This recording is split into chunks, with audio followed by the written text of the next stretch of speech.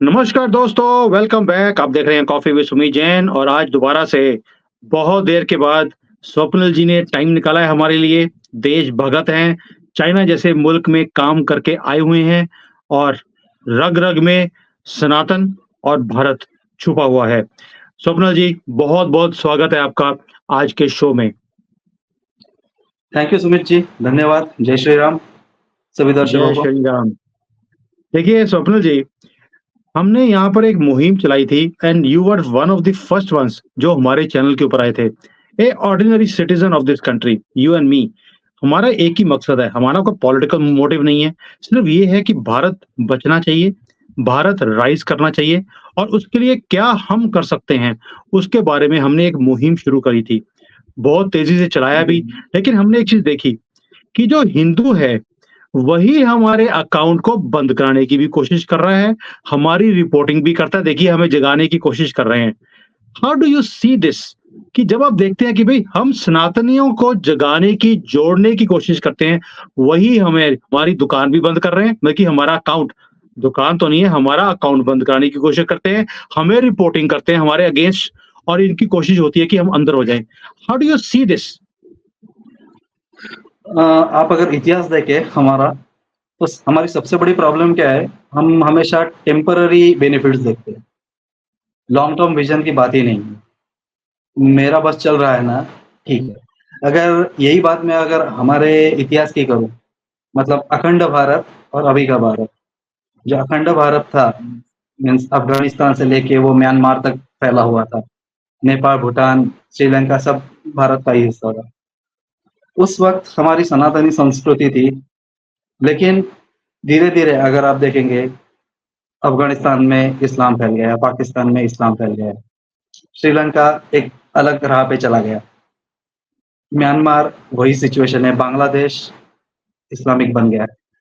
अभी आप देखेंगे जहाँ-जहाँ से सनातन की जड़ें इन्होंने निकाल के दूसरी जड़ें डालने की कोशिश की या दूसरा कल्चर डालने का कोशिश किया। ओवर अ पीरियड आप देखेंगे, वो टिक कितना पाया। अफ़गानिस्तान ले लीजिए, आज भी वो अनस्टेबल है, पॉलिटिकली भी अनस्टेबल है, फाइनेंशियली भी अनस्टेबल है। वो तो हमारी गवर्नमेंट एड भेजती है, तो थोड़ा बहुत काम चल जाता है, हमारे गवर्नमेंट के प्रोजेक्ट्स है उधर। पाकिस्तान, पूरी हालत दुनिया को पता है, क्या चल रहा है, पॉलिटिकली अनस्टेबल है ही, खाने की भी मारामार चल रही है। इसके बावजूद भी उनकी अकड़ नहीं जाती, वो बात अलग है। नेपाल, जहाँ हिंदू कल्चर था, अभी वो भी कभी चाइना के पाले में जाते हैं, कभी हिंदुस्तान के पास आते हैं। मतलब कबड्डी-कबड्डी चल रहा है उनका। तो ये जो हुँ, चीज़ें हो रही है, उसके चलते आप देखेंगे जहाँ-जहाँ से सनातन हिलने की कोशिश होती है, मतलब सनातन को हिलाने की कोशिश होती है, वहाँ यही होता है, ओवर अ पीरियड वहाँ अनस्टेबिलिटी आ ही जाती है। आप म्यांमार की भी सिचुएशन देख लीजिए, वही है। जहाँ-जहाँ रेडिकलाइज़ेशन बढ़ा, वहाँ-वहाँ उनको तकलीफ़ें हुई। अभी हिंदुस्तान की बात करते हैं, हमारे भारत की। भारत में भी जब अभी भी सनातन टिका हुआ है, इसलिए ये मुल्क स्टेबल है। जिस दिन भारत में ये रेडिकलाइज़ेशन हो जाएगा, उस वक़्त क्या होगा मैं आपको बताता हूँ। अभी एग्ज़ाम्पल देता हूँ मैं आपको। पकड़ के चलिए कि रेडिकलाइज़ेशन यहाँ भी आ गया। क्या होगा? जैसे हमने अभी आपने बात की थी कि हम हमेशा देखते हैं कि हमारा फ़ायदा क्या होता है, हम वहाँ चले जाते हैं, टेम्परेरी बेनिफिट देखते हैं।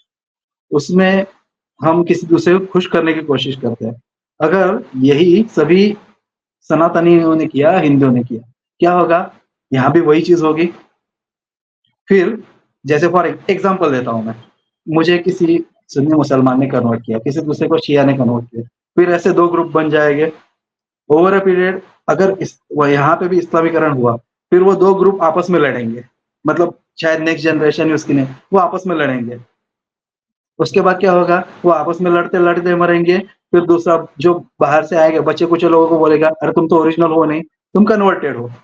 फिर ये जाएँगे कहाँ बचे-कुचे?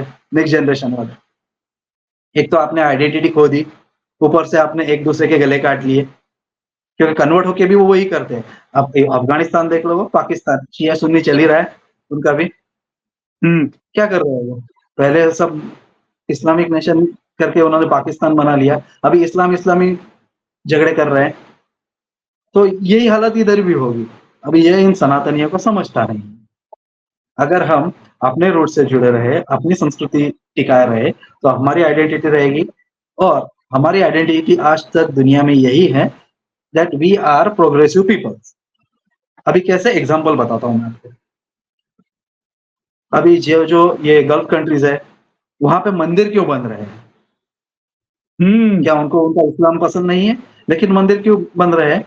जो जी हिंदू वहां रहे हैं सनातनी, उन्होंने वहां कुछ वैल्यू एडिशन की। They did value addition in their society. तो अगर आपकी आइडेंटिटी है कि आप वैल्यू एडिशन करते हो जहां पे भी जाते हो, तो ऑब्वियसली आपका टिकना जायज है। अमेरिका की बात कर ले, अमेरिका का एक कोई कांग्रेसमैन था, मैं नाम भूल गया उसका, उसने जो स्टेटमेंट दी थी, 1% Indians are there in US, but they are contributing to 6% of the total tax. मतलब टोटल यूएस के पॉपुलेशन का 1% इंडियंस है, मैक्सिमम उसमें हिंदू ही है, लेकिन वो 6% टैक्स कंट्रीब्यूट करते हैं। मतलब बचे हुए 99% है, वो 94% करते हैं। इसका मतलब इफिशियंसी किसकी ज्यादा है? वैल्यू एडिशन किसकी ज्यादा है? हिंदुओं देखो की। स्वप्निल, जो आप बोल रहे हो चीज, ये तो हम भी देखते हैं कि भी भारत के अंदर भी जो आपको टैक्स पेयर दिखेगा वो हमेशा ही हिंदू होता है। And Jain Exactly. कम्युनिटी, जैसे मैं जैन कम्युनिटी से आता हूँ, 0.5% शायद हमारी पॉपुलेशन है, और 25-26% टैक्स जो जैन देते हैं भारत के अंदर। यही हाल बिल्कुल बाहर की सही। कंट्रीज के अंदर, यही चीज बाहर की कंट्रीज में भी है। लेकिन मैं एक क्वेश्चन मुझे बार बार तंग करता है कि जो हिंदू है वो आज भी जो एंटी हिंदू एलिमेंट्स हैं, बेशक वो कांग्रेस हो, आम आदमी पार्टी हो, वेस्ट बंगाल में ममता बनर्जी हो, इनको ही सपोर्ट करते हैं। इनको क्या स्टेबल भारत नहीं चाहिए? क्या इनको दोबारा से इस्लामिक लॉ चाहिए इस कंट्री में? जिसके लिए आज भी ये उन्हीं ताकतों को सपोर्ट करते हैं जो कहते हैं, वो ताकतें जो ये बोलती हैं कि हमने सनातन को भारत से खत्म करना है, उनके मैनिफेस्टो में है। अब तो ओपनली बोलना शुरू कर दिया उन्होंने कि आप तो कीड़े-मकोड़े की तरह हैं, इनको हमने खत्म करना है। यहाँ पर इस्लामिक लॉ पूरे भारत में लेकर आना है। इनको स्टेबल भारत नहीं चाहिए जो मोदी जी ने क्रिएट किया। इनको भी अनस्टेबल का मजा लेना है दोबारा से। अभी 1000 में मजे इनके पूरे हुए नहीं क्या? इसमें वही चीज है, जिनको मजे लेने हैं ना, वो दूसरों को इमोशनली ब्लैकमेल करते हैं। और उसमें मतलब क्या है, स्टेप बाय स्टेप प्रोसीजर होती है। एक रिपोर्टर है, उन्होंने बहुत अच्छा स्टडी किया था इसका। ये भारत में जो सबसे ज्यादा ये रेप वाले केस या एसिड फेंकना लड़कियों पे, ये केस कब बढ़े पता है? तो एक शाहरुख खान की मूवी आई थी डर करके। हुँ, डर, वो जो मूवी आई थी ना, उसके बाद ये केसेस बहुत बढ़े। लेकिन क्या ये कोई हाईलाइट नहीं कर रहा? अगर केस स्टडी निकाले ना, उस मूवी के बाद ये बहुत सारे ऐसे पागलपंती वाले किस्से हुए हैं। ये एक चीज है। हुँ, दूसरी चीज मैं आपको बताता हूँ, हमारे हिंदुओं के जो मंदिर है वहां पे ट्रस्ट है। अभी मैं एक एग्जांपल बताता हूँ, दादर में सिद्धि विनायक मंदिर है, वहां का हुँ। ट्रस्ट है। वो ट्रस्ट चैरिटी का भी काम करता है, लेकिन चैरिटी में एडवांटेज लेने कौन आते हैं? एंटी सनातनी। आप मुझे एग्जांपल बताएं कितने मदरसों ने चैरिटी वाले काम किए? 0। हैं? उनका चैरिटी कहाँ होता है? जिहादी खड़े करने में। तो ये फर्क है उनमें और हम में, क्योंकि हम कंस्ट्रक्टिव वे से देखते हैं, लेकिन उसी का एडवांटेज लिया जाता है और वो हमारे खिलाफ ही लिया जाता है। नैरेटिव हुँ, बिल्डिंग भी इसी से ही होती है। अभी रिसेंटली मैंने एग्जांपल देखा, कोई साउथ में एक मंदिर है, उसी का भी वही सिचुएशन है। वहां का मंदिर का पैसा लेके एक मॉल बनाया जा रहा है। क्यों भाई? हमारे हिंदुओं के मंदिरों के पैसे में ही क्यों सबकी नजर होती है? और यही चीज आपने देखा सनातन जब ये जो मुगलों ने आक्रमण किया था भारत पे, उन्होंने सबसे पहले टारगेट मंदिरों को क्यों किया था? क्योंकि हुँ, सनातन में सभी जो बोलते हैं व्यवस्था, वो मंदिरों से चलती थी, इंक्लूडिंग आपके गुरुकुल। गुरुकुल के सभी खर्चे वो मंदिरों से ही चलते थे। मतलब मंदिरों में जो हुँ, आता था, वहां से ही गुरुकुल में फिर वो जो अध्यापक है, प्राध्यापक है, उसकी फीस हो, बच्चों को खिलाना पिलाना हो, ये सब चीजें वहां से की जाती थी। इन्होंने सबसे पहले अटैक उस पे क्यों किया? क्योंकि वो एक बार कमजोर हो जाए, मंदिर कमजोर हो जाए, मंदिर टूट ले, फिर ये गुरुकुल नहीं चला पाएँगे। फिर ये अपने मैनर्स धीरे-धीरे भूल जाएँगे। जैसे ही मैनर्स या अपनी संस्कृति भूल जाएँगे, फिर अपनी संस्कृति हम इनके माथे मार देंगे। थोप सकते तो हैं। ये स्टेप बाय स्टेप प्रोसीजर हुई और ये वहाँ से अभी तक वही चल रहा है, चाहे फिर वो आपके सोशल मीडिया पे हो, बॉलीवुड का नैरेटिव हो, सब जगह वही चलता है। इनके गानों पे भी वही रहता है। हुँ। स्वप्निल, अगर हम हुँ, बात करें तरक्की की, जैसे हमारा जो इकोनॉमी था, look we were 50 to 60% of the world's economy was from Bharat. ये हमें पता हुँ, है, हमने हिस्ट्री के अंदर देखा है ये चीज़ों को। और जैसे उन्होंने देखा कि सोने की चिड़िया बोलते थे इसको। रीज़न क्या था? We were always very good in sustaining our country, ourselves. Self sustaining country है, हमारा जो इकोनॉमिक सिस्टम है, वो सेल्फ सस्टेनिंग है।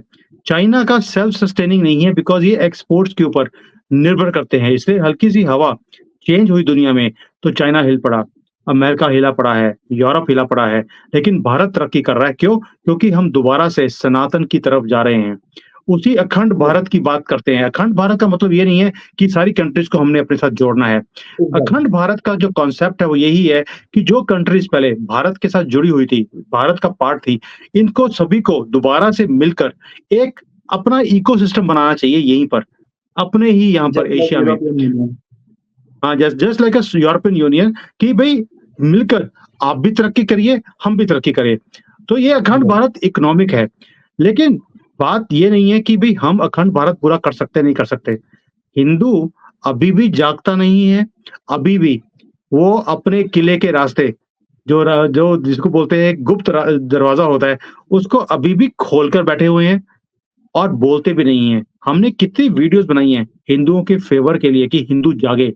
जो मैटर्स हैं हमारी लाइफ़ को जो टच करते हैं, जैसे सुप्रीम कोर्ट ने अभी क्या किया? दिवाली के ऊपर पटाखों के ऊपर बैन लगा दिया। क्या वो कभी भी हुँ, जो अभी इसके बाद गुरपुरब आएगा उसके ऊपर पटाखे चलेंगे, क्या ये बैन करेंगे कभी भी? हिम्मत कर सकते हैं? क्या बिल्कुल ये नहीं। ईद के ऊपर कभी भी पटाखे जलते हैं, कुछ भी होता है, उसके ऊपर बैन लगाने की सोच सकते हैं? Why on Hindus only? और हिंदू बोलता भी नहीं है। हिंदू बोलता नहीं इसीलिए तो वो करते हैं। और एक चीज़ बताता हूँ, ये हिंदुओं की बेवकूफ़ी है कि हर बार नैरेटिव ये किया जाता है कि हिंदू सहनशील है, हिंदुओं ने आज तक भाईचारा रखा है, फलाना-ढिमका। फिर हम वो है ना इमोशनल ट्रेजेडी में आ जाते हैं। जो ट्रैप बोलते हैं ना, इमोशनल ट्रैप। सेल्समैन कैसे कोई चीज़ बेचता है, तो आपको इमोशनली ट्रैप करता है कि आपको इस चीज़ की कैसे ज़रूरत है।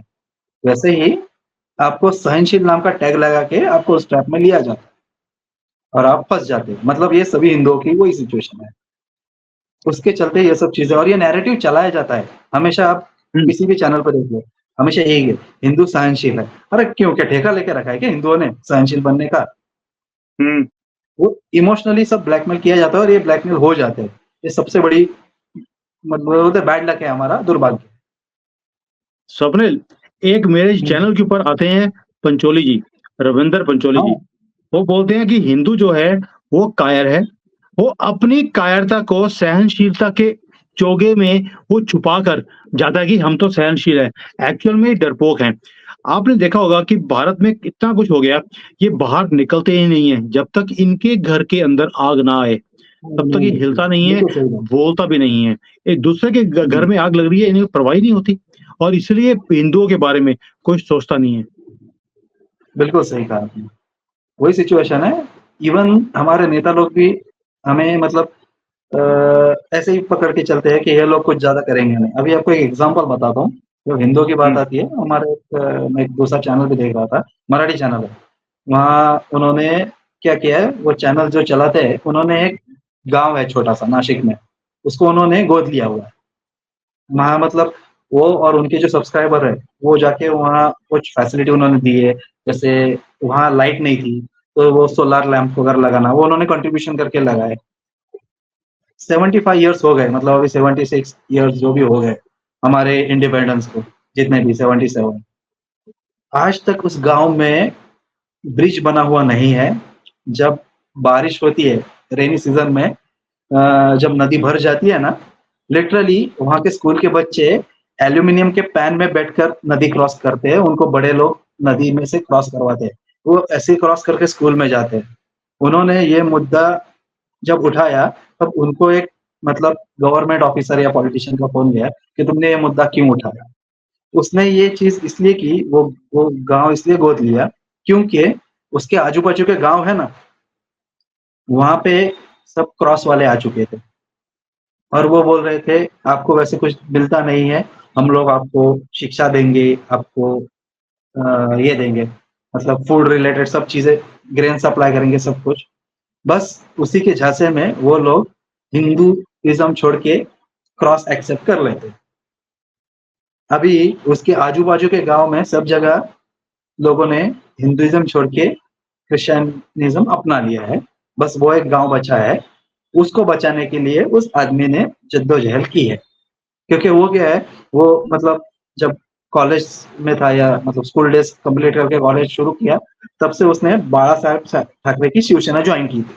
तो उसमें थोड़ा वो हिंदुत्व वाला खून है। तो उसको ये मतलब सह नहीं सका, तो उसने वो गाँव गोद ले लिया और वहाँ उसके दोस्त है, जो डॉक्टर्स हैं, उनसे रिक्वेस्ट करके वो महीने में 1 बार मेडिकल कैंप चलाता है वहाँ पे, फ्री ऑफ चेकअप वगैरह करवाता है। तो ये चीज़ जब वो करता है, तब उसे सपोर्ट मिलना दूर, उसकी टाँग खींचने वाले पॉलिटिशियन ही रहते हैं और जो भी गवर्नमेंट ऑफिसर। और ये जब सभा होती है तब इनको बोलते हैं कि हम गरीबों के, हिंदुओं के कहवारी हैं। मतलब ये दोगला चेहरा हुँ, सब जगह है, सब सब जगह जगह, है। इंक्लूडिंग जो हिंदुत्ववादी खुद को बोलते हैं, वो सब पॉलिटिशियन। अच्छा Swapnil, I know one thing that you are associated with a lot of सनातन के जो ग्रुप्स हैं, उनके साथ आप जुड़े भी हुए हो, वहाँ पर आपकी रेगुलरली मीटिंग्स भी होती हैं। लेकिन मुझे एक चीज़ समझ नहीं है कि भई जो सनातनी हैं, इन्हें बोला जाता है कि आप सेकुलर बनिए, ये हमारे कल्चर का पार्ट है।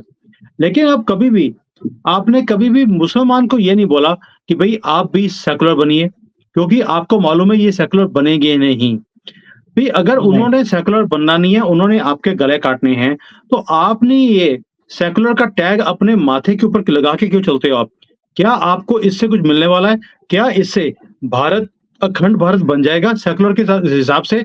या अगर ये हिंदू राष्ट्र है तभी सेकुलर है, अगर ये सेकुलर का जोगा हम निकाल दें अपने, क्या तरक्की ज़्यादा नहीं होएगी?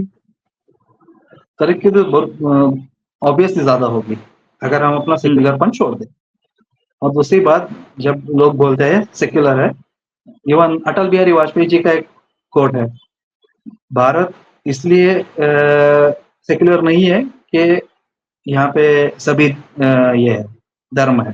भारत इसलिए सिक्योर है क्योंकि मेजॉरिटी यहाँ पे हिंदू है। हिंदू है। अगर कहीं जाके ये मेजॉरिटी किसी दूसरे की हो गई, तो यहाँ सेक्युलरिज़्म यहाँ से गायब हो जाएगा। As simple as that. हुँ, उन्होंने उस टाइम पे भी वो तो बोला हुआ है। वो तो ऑब्वियस है, वो तो दिखता भी है। उन्होंने हाँ, पहले ही बोला हुआ है कि जिस दिन हमारी गवर्नमेंट आ गई, उस दिन हमने हिंदुओं को पकड़-पकड़ के गले काटने हैं इनके और इनके घरों में जाके नमाज़ पढ़नी है। वो तो ओपनली चैलेंज करते हैं आपको, और हिंदू अभी भी समझने को तैयार नहीं है। अनपढ़ हिंदू की बात नहीं कर रहा हूँ मैं। मैं जो पढ़े-लिखे, बड़े-बड़े सिटीज़ में रहते हैं, उन्होंने ही सबसे ज़्यादा सेकुलर का चोगा डाला हुआ है। एग्ज़ैक्टली, क्योंकि क्या है, उनको जो जो फाइनेंशियल सपोर्ट मिलता है, वो ऐसे दूसरे वाले जो है पार्टी, उनसे ही तो मिलता है।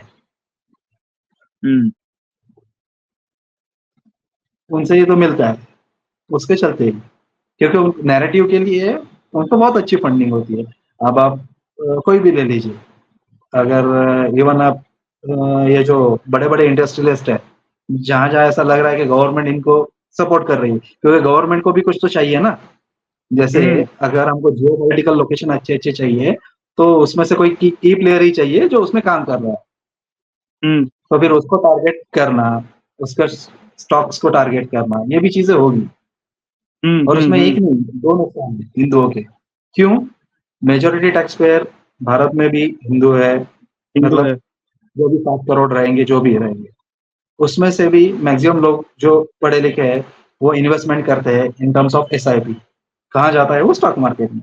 आज भी स्टॉक मार्केट इंडिया का स्टेबल क्यों है? तो मैक्सिमम इन्वेस्टमेंट ये रिटेल इन्वेस्टर जो हमारे जैसे सैलरीड पर्सन है, उनकी वजह से। कल जाके इन्होंने जिसको ही टारगेट किया, अगर वो डूब गया तो मैक्सिमम नुकसान किसका होगा? हिंदुओं का ही होगा। वहाँ हुँ, इनको ये सेक्युलरपन कुछ काम नहीं आने वाला।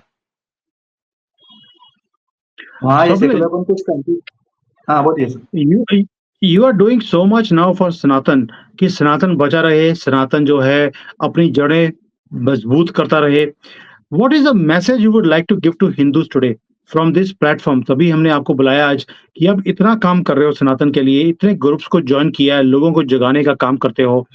आज what is the message you would like to give to Hindus ताकि हिंदू जागे और 24 में अपनी सरकार दोबारा आए और ये चोर चक्कों से हमारा पीछे छुड़े, ये कांग्रेस एंड गंदी फैमिली जो जिन्होंने हमारी जड़ों को खोखला कर दिया। इसमें 2 मैसेज मैं देना चाहूँगा। पहली तो चीज़ हिंदुओं को हर एक को खुद से शुरुआत करनी पड़ेगी। मेरे घर की शुरुआत मुझसे ही होगी, कोई और आके नहीं करेगा। ये एक चीज़ है और मेरा दूसरा मैसेज है हमारे सभी पॉलिटिकल पार्टीज़ को। हम अपने पुरातन इतिहास से कुछ भी सीखते नहीं है। अगर आप चाहें तो मैं 2 मिनट में वो एक्सप्लेन कर दूँगा। हमारे जो हिंदुत्ववादी जो पॉलिटिकल लीडर है, ठीक है, आप हिंदुओं का इस्तेमाल करते, यही चीज़ महाभारत में भी हुई थी।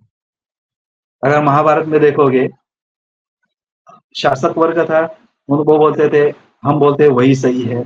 उसके चलते बहुत सारे लोगों को उनके अधिकार नहीं मिले, उसमें से ही एक कैरेक्टर था कर्ण का। जब उसे उसका हक नहीं मिला, तो उसे किसने साथ दिया? कौरवों ने साथ दिया। कौरवों ने उसको बोला, हम तुझे मान-सम्मान देंगे, सब कुछ देंगे, तू हमारे पल्ले में आ जा, हमारे साइड में आ जा। उसे वहाँ मान-सम्मान मिला, वो वहाँ गया, उसे वहाँ प्रतिष्ठा मिली, पैसा मिला, वो वहाँ गया। अब सिचुएशन देख लीजिए, यही सिचुएशन जब हमारे बोलते हैं ना, जिनको हमने निग्लेक्ट किया है, ऐसे हिंदुओं की हुई, तो वो भी क्रॉस पहन लेंगे, वो भी इनके झांसे में आ जाएँगे, ये वाले। अब सिचुएशन कंपेयर कर लीजिए और बाद में जब वो सशक्त होंगे, तो वो हमारे खिलाफ ही खड़े होंगे क्योंकि तुम्हारी वजह से ये सिचुएशन हमारी आई। हमको इसने साथ दिया। तो ये पॉलिटिकल लीडर को भी ये पॉलिटिकल जितने भी पार्टीज़ हैं हिंदू, उनको ये समझना पड़ेगा कि सिर्फ इमोशनल स्टेटमेंट देने से या हम ये करेंगे वो ऐसा नहीं चलता। जो हम बोलते हैं जिनके पास अब तक मतलब निग्लेक्टेड जो है फैक्टर, उनको मेन स्ट्रीम में लाना पड़ेगा, वहाँ तक सब फैसिलिटी देनी पड़ेगी क्योंकि ये जो सिचुएशन है, ये यहाँ मैंने साउथ में भी देख रहा हूँ, बहुत वर्स्ट सिचुएशन है और यहाँ पे कोई बात भी नहीं करता उस पे। तो वो जो महाभारत में जो हुआ, वो यहाँ पे भी होगा, अगर हम नहीं जागे। मतलब एज़ ए इंडिविजुअल हिंदू हम नहीं जागे तो भी और जो हिंदुत्ववादी का ठेका लेके बात करते हैं, जो पार्टीज़, वो भी ये चीज़ें समझ। चलिए, स्वप्निल बिल्कुल आपने क्लियर बोला है।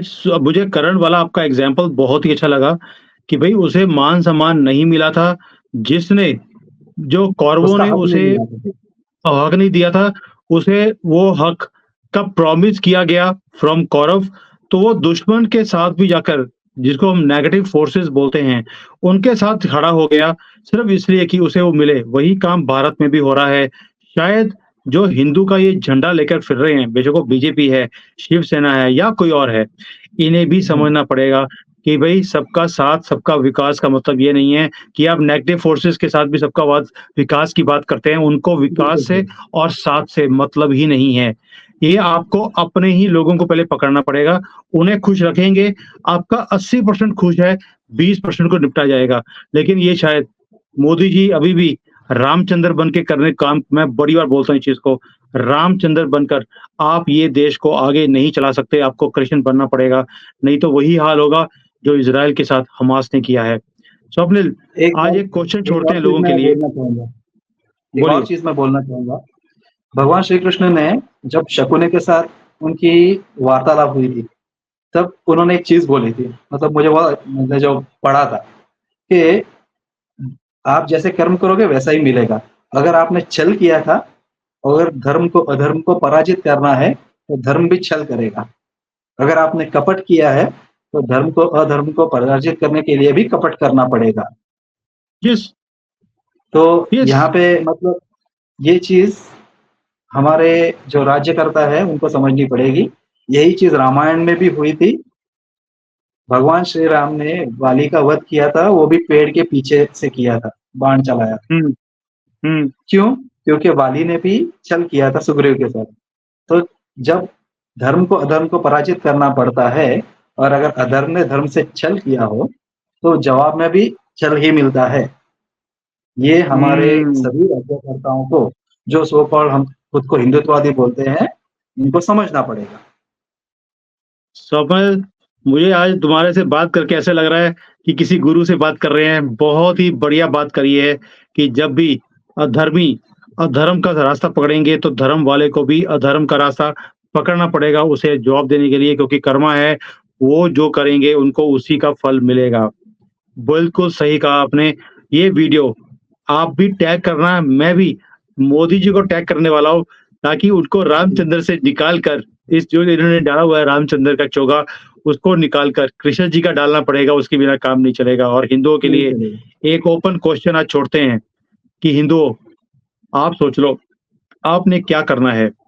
क्या आपने यही सेकुलर का चोगा जो आपको बुर्का डाल दिया इन्होंने, सेकुलर का, जिसमें आपके गले कटने वाले हैं, कर्नाटका में उन्होंने ओपनली बोलना शुरू कर दिया, हमारी सरकार आ गई है 5 साल के लिए, हमने इन 5 सालों में हिंदुओं को धक्के मार के यहाँ से बाहर निकालना है और उसको निकालने का एक ही तरीका है, इनकी दुकानों पर जाकर माल खरीदना बंद कर दीजिए। अब उनकी एक स्टेट में बिल्कुल। उनकी गवर्नमेंट आई है और हिंदुओं को धक्के मार के वहाँ से निकालना शुरू कर दिया। आप निकल भी जाओगे, जैसे बेशर्मी से आपने कश्मीर छोड़ दिया था, बंगाल से निकलते जा रहे हो, केरला में आपके नंबर्स कम हैं, कर्नाटका में धक्के मार के निकाला जा रहा है, हिमाचल में ऑलरेडी जैसे ही कांग्रेस की गवर्नमेंट आई है, वहाँ पे मुसलमानों को भर्ती करना शुरू कर दिया उन्होंने हर कोने में। ये तो वहाँ पर बजरंग दल है या आरएसएस वाले हल्ला कर रहे हैं, नहीं उनके पैर जमने दे रहे अभी आज की डेट में। और यही प्रॉब्लम है हिंदुओं की, भी 2 या 3% आरएसएस के लोग हैं, लेकिन 95-97% लोग हिंदुओं के यही चाहते हैं कि आरएसएस वाले अपनी जान दे दें, लेकिन हमें बचा लें। ये आपको चीज़, अब आपको बचाने वाला कोई भी नहीं है। आपको, हे अर्जुन, अपने आप को बचाने के लिए अस्त्र उठा, वही काम आपको करना पड़ेगा। और आपका अस्त्र ये नहीं है कि आपको चाकू छुरे उठाने हैं, नहीं। आप ये काम सोशल मीडिया पे भी कर सकते हो। मोदी जी को इतना बिल्कुल। तंग करो कि उन्हें राष्ट्र, ये हिंदू राष्ट्र बनाना पड़े, उन्हें ये काम करना पड़े जो हिंदू राष्ट्र के लिए जायज़ है और करना चाहिए। आप अपनी आवाज़ बिल्कुल, नहीं उठाओगे, तो कोई भी आपके बारे में नहीं सोचेगा। ये हमारी जो वीडियोज़ बिल्कुल। हैं, इनके ऊपर आप कमेंट्स डालिए अपने कि what do you think about जो कुछ स्वप्निल जी ने आज बताया हमें इन चीज़ों के बारे में। करण का एग्ज़ाम्पल दिया, बहुत ही बढ़िया। और दूसरा, जो छल करेगा उसके साथ भी हमें छल करना पड़ेगा। What do you think about these 2 things? Dev, और आज का जो पूरा टॉपिक हमने डिस्कस किया कि इस भारत को अगर किसी ने बचा के रखा है अब तक, वो है सनातन। अब बाकी सारे कंट्रीज़ देख लीजिए, जो ये अशांति पूर्वक 57 कंट्रीज़ हैं, सब में आग लगी हुई है। और जहाँ-जहाँ पर ये मेजॉरिटी में है, वहाँ पर किसी को भी चैन से जीने नहीं देते। तो हिंदुओं, अब ये चॉइस आपकी है। स्वप्निल जी ने बहुत ही बढ़िया तरीके से समझाया आज कि भई हिंदू को क्या करना चाहिए। अब चॉइस आपकी है, आपको अपना फ्यूचर और अपने बच्चों का फ्यूचर बचाना है, या आपको एक बार दोबारा से इस्लामिक कंट्री बनकर उसके मज़े लेने हैं, वो भी देख लेते हैं। Swapnil ji, thank you so much. It was a very nice topic जिसके ऊपर आपने बात करी। मुझे उम्मीद है कि कुछ ना कुछ तो हिंदू जागेंगे इससे। और लिए मुहिम, I would like to call you again and again. थोड़ा-सा आपका, थोड़ा-सा आज ज़रूर, ज़रूर। ऑडियो का श्योर। इश्यू था, अगली बार इस ऑडियो के इश्यू को भी ठीक कर लेंगे। एंड व्यूअर्स, कोई बात वी नहीं। आर सॉरी, आज थोड़ा-सा इनका इंटरनेट का प्रॉब्लम है, बिकॉज़ वहाँ पे बारिश बहुत ज़्यादा है जहाँ पर ये रहते हैं, उसके कारण इंटरनेट थोड़ा-सा डाउन था।